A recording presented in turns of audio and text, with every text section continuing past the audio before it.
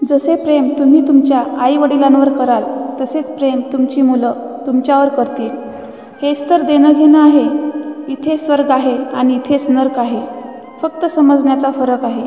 नमस्कार. आजची कथा एका म्हाताऱ्या व्यक्तीची आहे. कथेचा बोध समजून घेण्यासाठी व्हिडिओ शेवटपर्यंत नक्की बघा. चला तर मग आजच्या सुंदर कथेचा आनंद घेऊया. एक वृद्ध व्यक्ती आपल्या मुलाकडे शहरात राहायला गेला. वयाच्या या टप्प्यावर तो अत्यंत अशक्त झाला होता. त्याचे हात थरथर कापत होते आणि त्याला डोळ्यांनी कमी दिसत होते. तो एका छोट्या घरात आपल्या परिवारासोबत राहत होता. त्याचा एक 4 वर्षांचा नातू पण होता. सर्वजण सोबत डायनिंग टेबलवर जेवण करत असत. पण म्हातारपणामुळे त्या व्यक्तीला जेवायला खूप त्रास होत होता. कधी त्याच्या चमच्यातून वाटाणे बाहेर पडायचे तर कधी हातातून दूध सांडून टेबल क्लॉथ खराब व्हायचा. सून आणि मुलाने हे काही दिवस सहन केलं, पण आता वडिलांच्या या कृत्याची त्यांना चीड येऊ लागली. म्हणून मुलगा आणि सून या दोघांनी म्हाताऱ्या वडिलांसाठी एका कोपऱ्यात जुना टेबल ठेवला. आता त्यांना तिथे एकटेच बसून जेवायचे होते. त्यांची खाण्यापिण्याची भांडी बदलून त्या ठिकाणी लाकडाचा कटोरा ठेवला, जेणेकरून आणखी भांडी फुटू नयेत म्हणून. घरातील बाकीचे सदस्य पूर्वीप्रमाणेच आरामात बसून जेवायचे आणि जेव्हा जेव्हा ते म्हाताऱ्या वडिलांकडे बघायचे तेव्हा त्यांच्या डोळ्यात अश्रू दिसत होते. हे बघून पण मुलगा आणि सून यांना त्या म्हाताऱ्या व्यक्तीची दया येत नव्हती.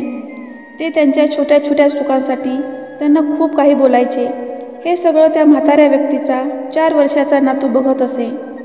एके दिवशी त्या वृद्ध व्यक्तीचा नातू जमिनीवर बसून काहीतरी करत होता. तेव्हा त्या मुलाचे आईवडील तिथे आले आणि त्यांनी त्या मुलाला विचारले, बेटा, तू काय करत आहेस? तेव्हा त्या मुलाने निरागसपणे उत्तर दिले, मी तुमच्यासाठी लाकडाची वाटी बनवत आहे. जेव्हा मी मोठा होईल तेव्हा तुम्ही त्याच्यात जेवण करू शकाल. आणि तो पुन्हा आपल्या कामात मग्न झाला. पण याचा त्याच्या आईवडिलांवर खोलवर परिणाम झाला. त्यांच्या तोंडातून एक शब्दही बाहेर पडला नाही आणि त्यांच्या डोळ्यातून अश्रू वाहू लागले. दोघांनाही आता करायचं ते न बोलता समजलं होतं.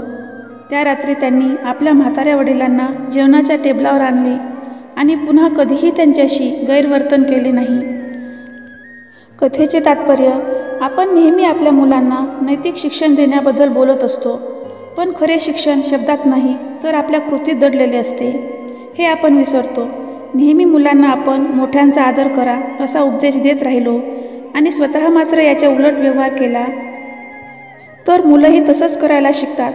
म्हणून आपल्या पालकांशी कधीही असे वागू नका की उद्या तुमचे मुलं देखील तुमच्यासाठी लाकडाचा कटोरा तयार करण्यास सुरुवात करतील. व्हिडिओ आवडला तर लाईक करा, शेअर करा आणि चॅनलला सबस्क्राईब करायला विसरू नका. पुन्हा भेटूया अशी सुंदर कथा घेऊन. तोपर्यंत जय श्री कृष्ण.